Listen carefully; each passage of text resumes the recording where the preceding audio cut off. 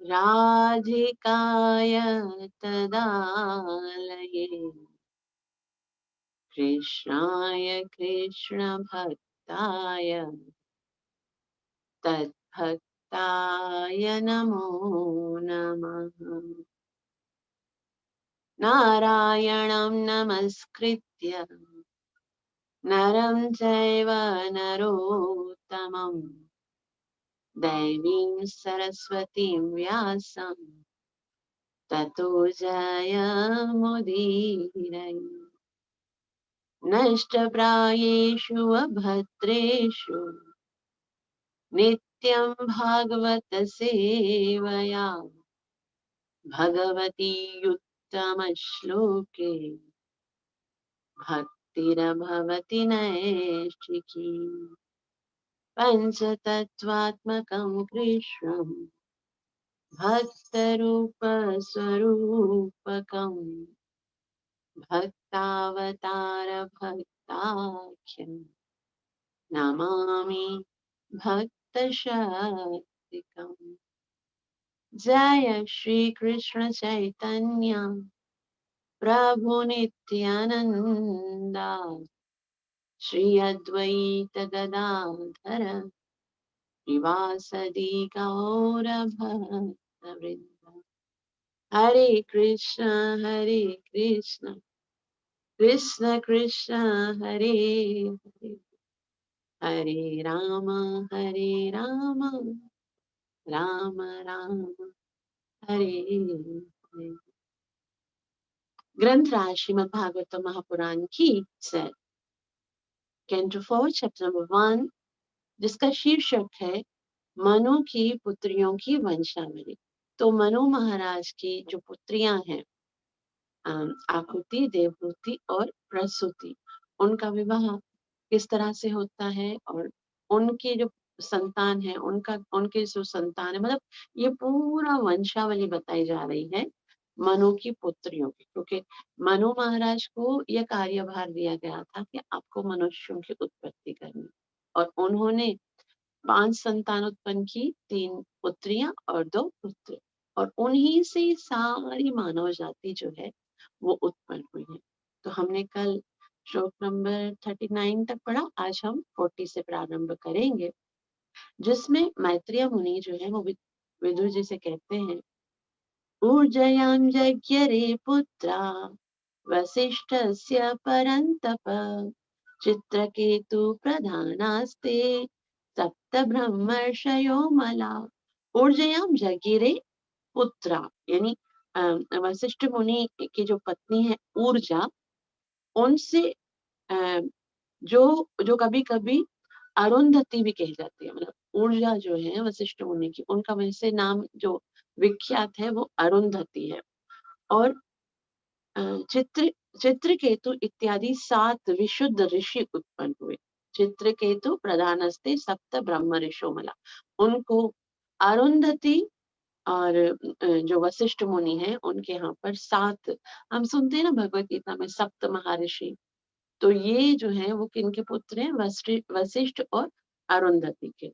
और उनके नाम क्या है? वे कहते हैं चित्रकेतु सरोजिश्च विरजां मित्र एव च उल्बणो वसुभृध्यानो द्युमान द्युमान शक्त्यादयो परे।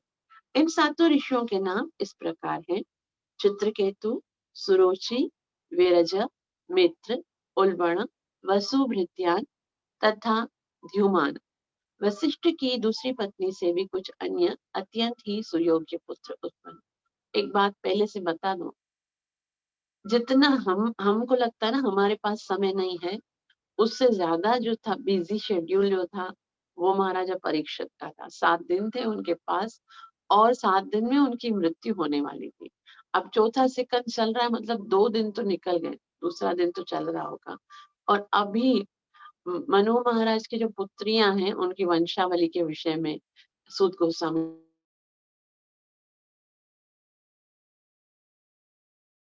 जान के क्या लाभ होगा। तो वास्तव में श्रीमद् भागवतम के बारे में मैं इतना तो जरूर बता दूं कि इसका एक एक जो शब्द है ना, वो भी हमारे सारे पापों को हरण करने वाला। अभी जो आप सुन रहे हो कितना महत्वपूर्ण है, इसका श्रुति फल अभी बताएंगे कि इसको श्रवण से क्या लाभ होगा। तो हम जो कुछ भी श्रवण कर रहे हैं, जो कुछ भी आ रहा है, मतलब इसमें से कुछ निकाला नहीं जा रहा है, इसमें कुछ ऐड नहीं किया जा रहा है, एज इट इज जो कुछ हम पढ़ रहे हैं, उसको पढ़ने का क्या लाभ है, उसको श्रवण करने का लाभ है, वो तो हमें आगे मिलेगा। लेकिन इतना तो है कि हमें जो कुछ भी श्रवण कर रहे हैं भागवतम से, उसे हमें श्रद्धा पूर्वक श्रवण करना चाहिए, ये सोचकर कि हमारे कल्याण का एकमात्र यही रास्ता है कि हम भागवत श्रवण करें।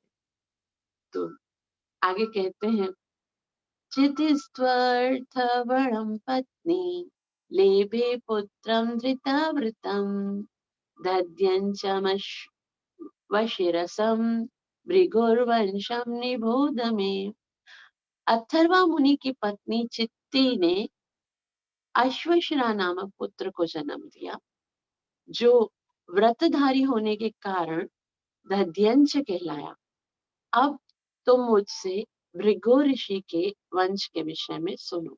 अब तक तो उनके बारे में बता रहे थे ना, वशिष्ठ और वशिष्ठ का विवाह जो अरुंधति से हुआ था उनके विषय में, और अब भृगु मुनि के विषय में बता रहे हैं। वे कहते हैं, भृगु ख्यात्यां महाभाग पत्न्यां पुत्रानजीज जनत धातारं च विधातारं श्रियं च भगवत प्रणाम।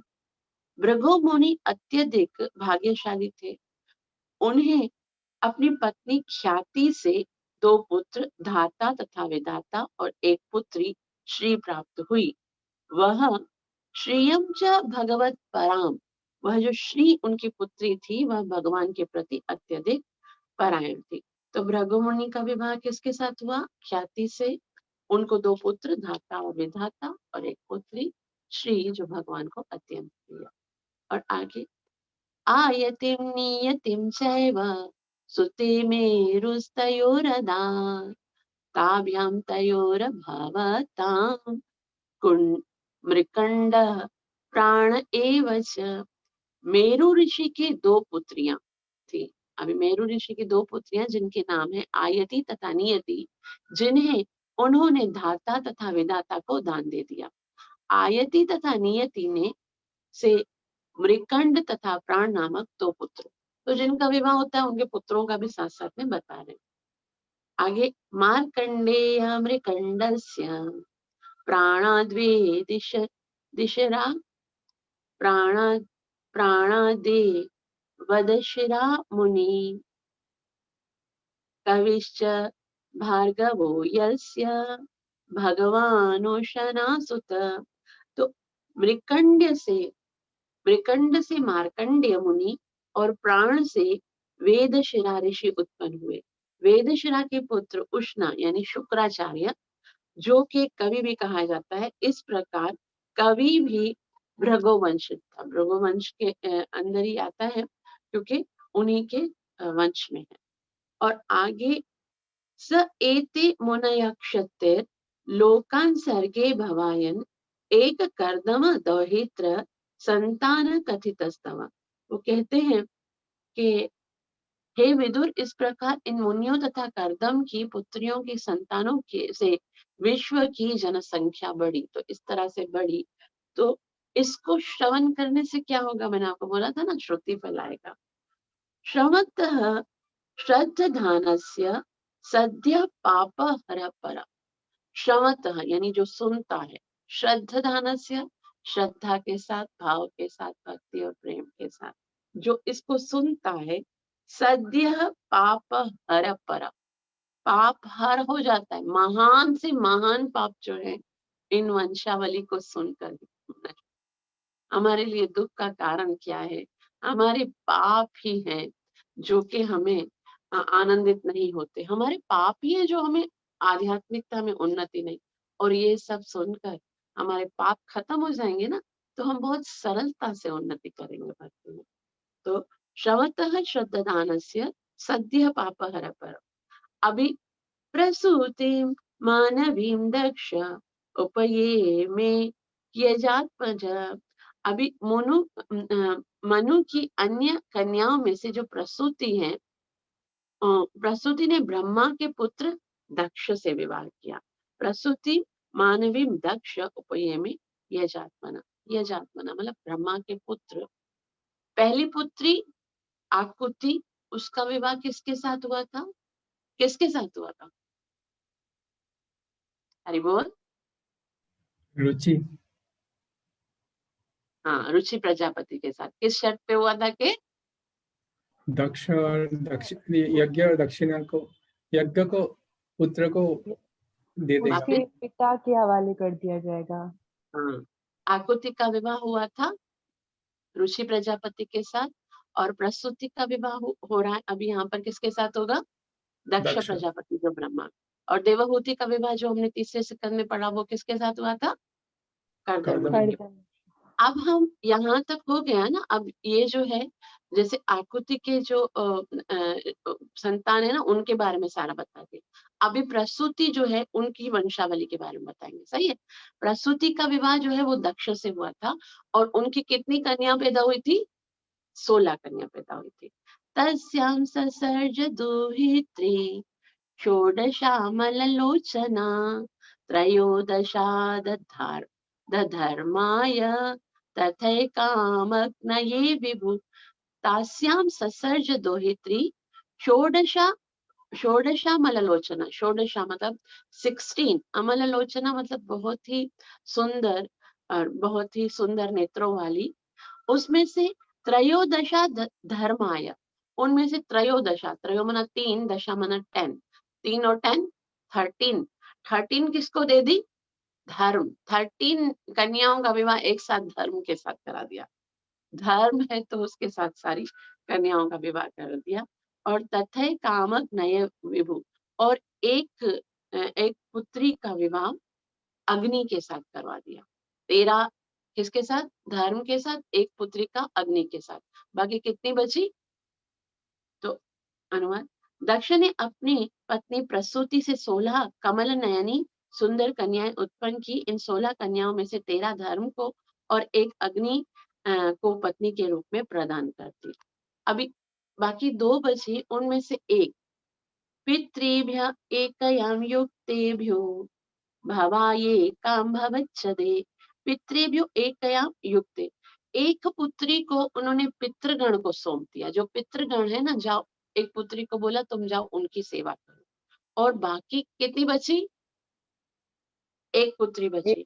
भा, भवा यह काम भविच्छदे, भव कहते हैं शिव जी को, और भविच्छदे यानी जो सारे पापों को खत्म कर सकते हैं, जो सारे भव बंधन से छुड़ा सकते हैं। एक पुत्री वो जो है उनको शिव जी को समर्पित कर दी, यानी शिव जी का, उनके साथ शिव जी का विवाह हो गया। अभी जो धर्म को जो 13 कन्याएं प्रदान की थी, जिनका विवाह 13 कन्याएं जिनका विवाह धर्म के साथ हुआ था, उनके नाम बता रहे हैं। श्रद्धा मैत्री दया शांति तुष्टि पुष्टि क्रियोन्नति बुद्धिर्मेधा तितिक्षा श्री मूर्तिर्धर्म धर्मस्य पत्नया। तो इस तरह से 13 पुत्रियों का विवाह हो गया। और उसके बाद 13 पुत्रियां जो हैं उन्होंने सबने एक एक पुत्र को उत्पन्न किया। कैसे? श्रद्धा सुत शुभम मैत्री प्रसादम अभयम दया शांतिम सुखम मुदम तुष्टि स्मयं पुष्टिरसूयत योगम क्रियोन्नितिर्दर्पम अर्थम बुद्धिरसूत मेधा स्मृतिं तितिक्षा तु क्षेम श्री प्रशन प्रश्रयं सुतम मूर्ति सर्वगुणोत्पत्ति निरना नरनार नरनारायण ऋषि। तो इस तरह से 13 कन्याओं का विवाह धर्म के साथ, पहले उनके नाम बताए गए और उसके बाद उन पुत्रियों से किसने जन्म लिया उनके विषय में बता रहे हैं। अनुवाद देखिए। शेष 2 कन्याओं में से एक पुत्रलोक को दान कर दी, जहां वह प्रेम पूर्वक रह रही थी, और दूसरी कन्या भवबंधन से समस्त पापियों के उद्धारक शिव जी को दे दी गई। दक्ष ने धर्म को जिन 13 कन्याओं को दिया था उनके नाम थे श्रद्धा, मैत्री, दया, शांति, तुष्टि, पुष्टि और क्रिया, उन्नति, बुद्धि, मेधा, तितिक्षा, ह्री तथा मूर्ति। और इन 13 ने पुत्रों को जन्म दिया जो इस प्रकार थे। अभी उन पुत्रों के नाम, श्रद्धा ने शुभ को, मैत्री ने प्रसाद को, दया ने अभय को, शांति ने सुख को, तुष्टि ने मुद को, पुष्टि ने स्मय को, क्रिया ने योग को, उन्नति ने दर्प को, बुद्धि ने अर्थ को, मेधा ने स्मृति को, तितिक्षा ने क्षेम तथा हिनी ने प्रश्रय को जन्म दिया। और उसके बाद समस्त गुणों की खान मूर्ति ने, आखिरी जो है ना, मूर्ति सर्व गुणोत्पत्ति, उनकी एक पुत्री थी मूर्ति। किसकी पुत्री थी? दक्ष की। दक्ष प्रजापति की 13 कन्याओं में से एक पुत्री का नाम था मूर्ति, जो कि सर्व गुणों, सारे गुणों की खान थी। उन्होंने किसको जन्म दिया? नर नारायण। नर और नारायण जो हैं वो ऋषि हैं, जो 2 ऋषि हैं, जो साक्षात भगवान और उनके भक्त साथ में जन्म लेते हैं। नर नारायण को जन्म दिया, जो पूर्ण पुरुषोत्तम भगवान ही है। नर नारायण जो है ना, वो भगवान का ही स्वरूप है। तो इस तरह से धर्म, मूर्ति का विवाह किसके साथ हुआ था? ये 13 कन्याओं का विवाह धर्म के साथ हुआ था, तो मूर्ति का भी तो विवाह धर्म के साथ हुआ था। तो धर्म के साथ मूर्ति का विवाह हुआ और उन्होंने नर नारायण को जन्म दिया। और जैसे नर नारायण क्योंकि साक्षात भगवान है, तो उनके जन्म से क्या होता है वो बताते हैं। यहाँ पर मैत्रेय मुनि विदुर जी को कहते हैं, ययोर्जन्मन् यदो विश्वम् अभ्यनन्दत् सुनिर्वृतं मनांसि कुकुम्भो वाता प्रसेदु सरितो द्रव।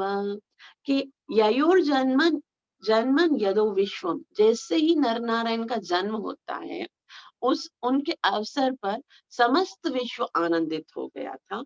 आनंद, सारी विश्व को आनंद हो गया, प्रत्येक का मन शांत था। और इस प्रकार समस्त दशाओं में वायु, नदियां तथा पर्वत मनोहर लगने लगे। तो सब कुछ आनंदित हो गया क्योंकि साक्षात भगवान का जन्म हो गया।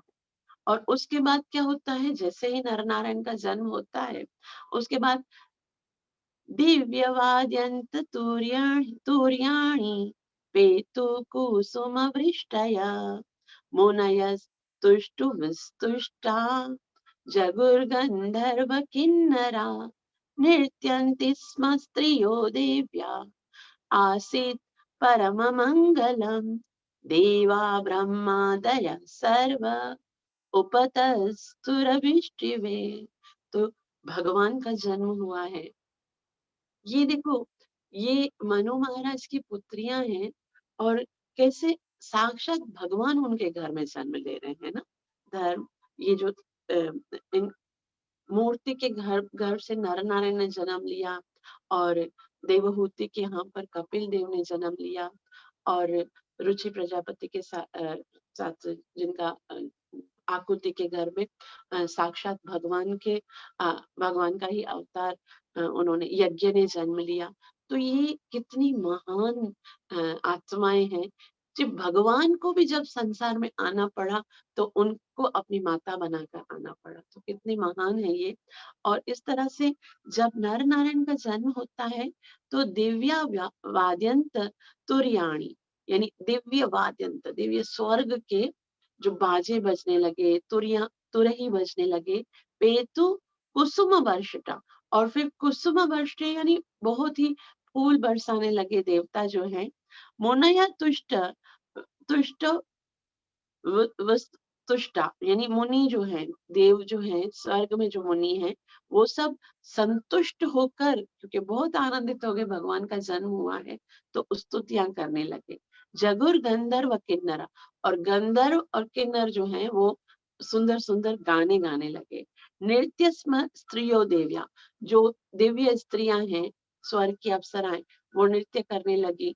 आसीत परम मंगल, और हर जगह जगह पर जो है परम मंगल होने लगे।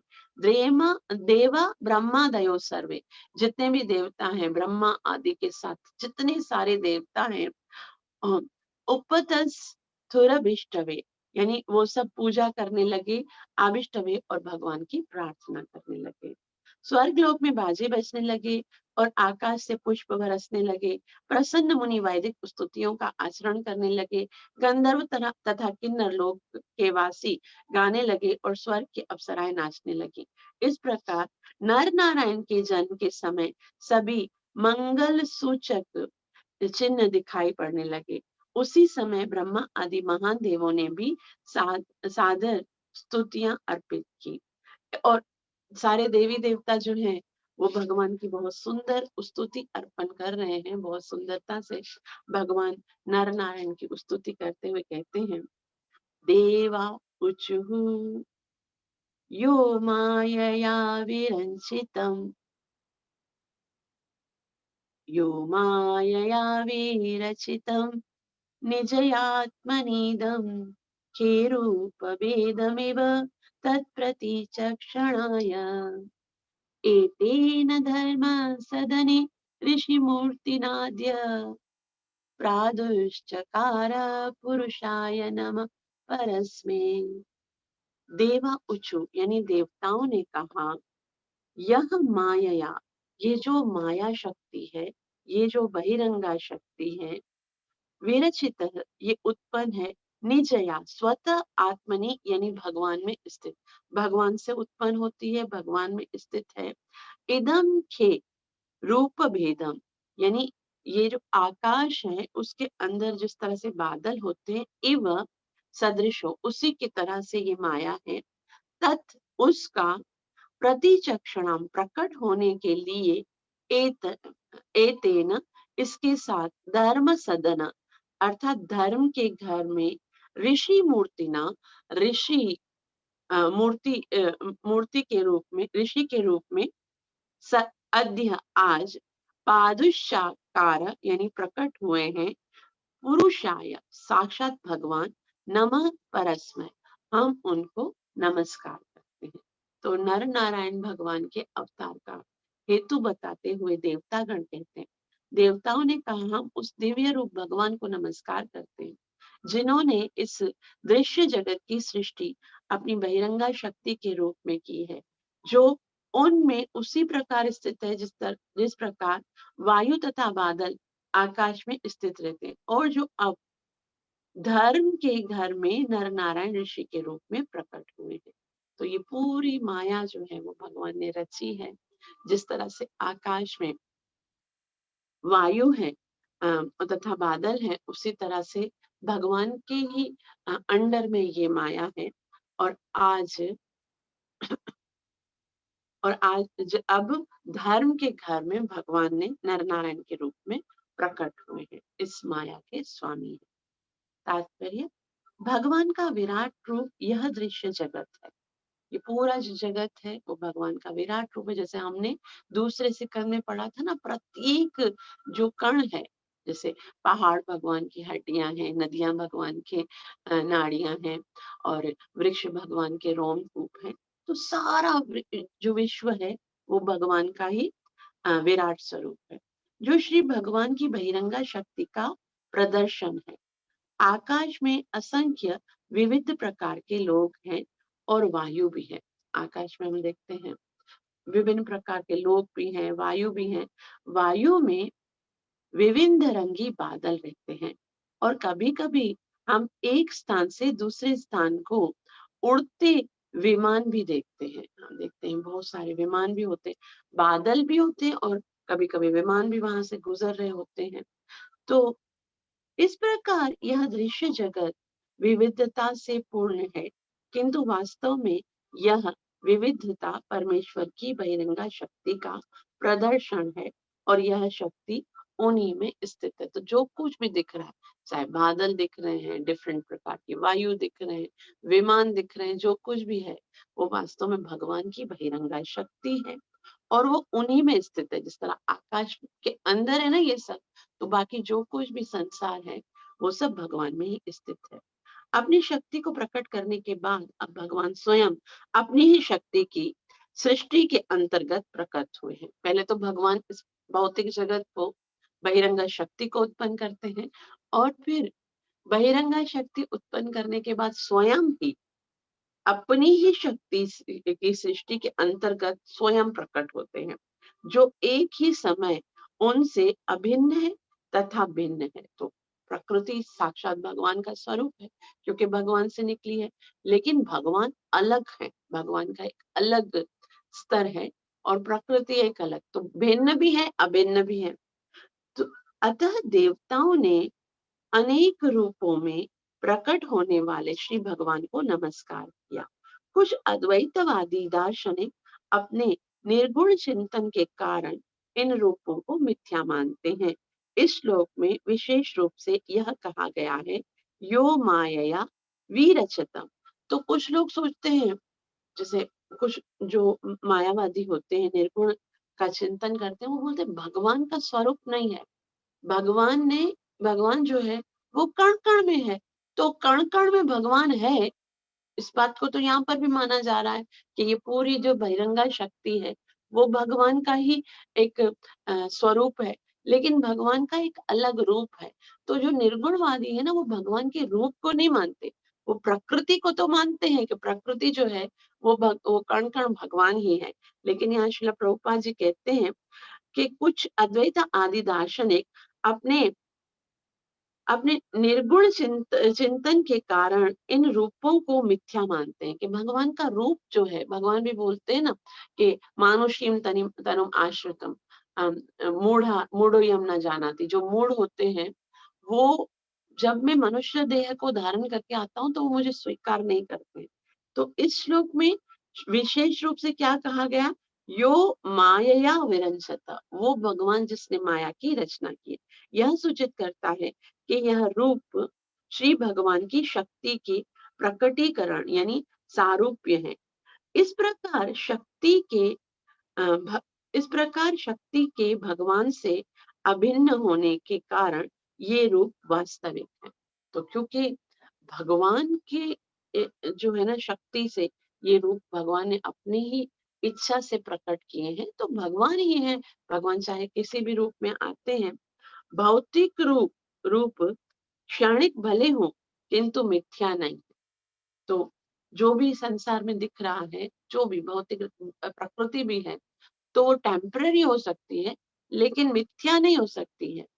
आत्म रूपों वे आत्म रूपों के प्रतिबिंब है। यहाँ पर प्रयुक्त प्रतिचक्षणाय शब्द जिसका अर्थ है वे रूप किसमें है, श्री भगवान का यश घोषित करता है जो नर नारायण के रूप में प्रकट हुए हैं और भौतिक प्रकृति के समस्त रूपों के मूल हैं। तो साक्षात भगवान जो है अभी धर्म और मूर्ति के घर में नर नारायण के रूप में प्रकट हुए हैं। सारे देवी देवता उनकी स्तुति करते हैं कि हे भगवान, आप पहले इस भौतिक बहिरंगा शक्ति को उत्पन्न करते हैं और फिर इस बहिरंगा शक्ति में जो जीव माया के प्रति बहुत आसक्त हो जाते हैं, भगवान को भूल जाते हैं, उनको निर्देशन करने के लिए स्वयं कभी ऋषि बनकर आते हैं, कभी देव बनकर आते हैं, तो कभी कोई ऐसा अवतार लेते हैं, कभी कभी भगवान शक्ति आवेश अवतार लेकर आते हैं, कभी शास्त्रों की रचना करते हैं। और नर नारायण जो है वो तपस्या करने के लिए आते हैं। वो आज भी बद्रिकाश्रम में नर नारायण तपस्या कर रहे हैं और उनकी जो तपस्या है उसी के कारण जो है ये अभी कलयुग इतना तीव्र हो जाता, वो उनकी तपस्या के कारण जो है वो अभी भी यहाँ संसार में भक्ति हो रही है, जीव जो है वो भगवान के प्रति आसक्त हैं। तो ये भगवान जो है वो जीवों से इतना प्रेम करते हैं, इतना प्रेम करते हैं कि ये न भले ही जीव भले अपने विषय में नहीं सोचता कि मुझे अपना उद्धार करना है, लेकिन भगवान सदैव चिंतित रहते हैं कि मुझे लोगों का उद्धार करना है। इसीलिए क्या करते हैं, यदा यदा हि धर्मस्य ग्लानिर्भवति भारत, जब जब अधर्म बढ़ता है तो भगवान स्वयं इस भौतिक जगत में आते हैं, परित्राणाय साधूनां विनाशाय दुष्कृताम्, साधुओं की रक्षा करने के लिए, दुष्टों का विनाश करने के लिए युग युग में जन्म लेते हैं और समस्त जीवों का कल्याण करते हैं। एक ही इच्छा है भगवान की, ये सारे जीव जो हैं वो भव बंधन से छूटकर आनंदमय अपनी वास्तविक धाम में आ जाए। आप सबका बहुत बहुत धन्यवाद। हमने यहाँ पर 56 श्लोक पढ़ लिए हैं पहले अध्याय के। आप सबका बहुत बहुत आभार। कृपया मुझे आशीर्वाद दीजिए कि मैं अपनी सेवा और साधना को अच्छे से कर सकूं और हरि नाम का जप करके गुरु और कृष्ण को प्रसन्न कर सकूं। ग्रंथराज श्रीमद् भागवतम महापुराण की जय। जय श्रील प्रभुपाद की जय। जय गौर प्रेम। हरि हरि बोल। हरि हरि बोल।